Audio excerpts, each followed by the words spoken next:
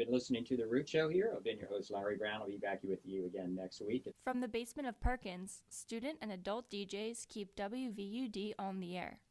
With over 100 students involved this semester, the station lets them call the shots. My role at WVUD is I'm the station manager, but it's kind of a fancy title for advisor.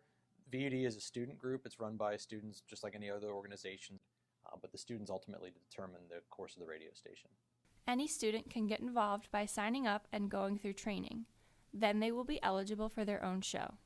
I have my own show. I have a political talk show on our FM station every week. Also the programming director, which means that I create the schedule for everyone.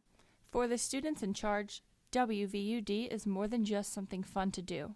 It's a chance to gain marketable skills. A good process because it's a lot of hands-on learning. I feel like with a lot of stuff with like the comm major, it's a lot of like theory-based stuff. Much has changed about the airwaves since WVUD began 50 years ago.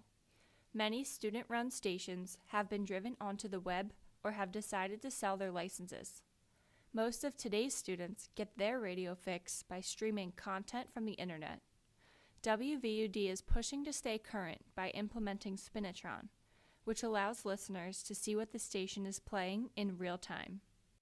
Some students on campus aren't familiar with WVUD and the opportunities it has to offer, which is a battle that they are constantly fighting.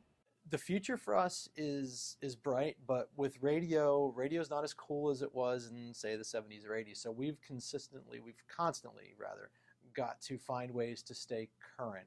And that means not just being on the radio. It means doing things like Spinitron. It means making sure our social media profiles are up to date. And it's just kind of staying relevant on campus. That is going to be an ongoing challenge for every day of this organization's existence. In a world where people are bombarded with commercial mainstream media, Kramark takes pride in the fact that WVUD provides an alternate voice.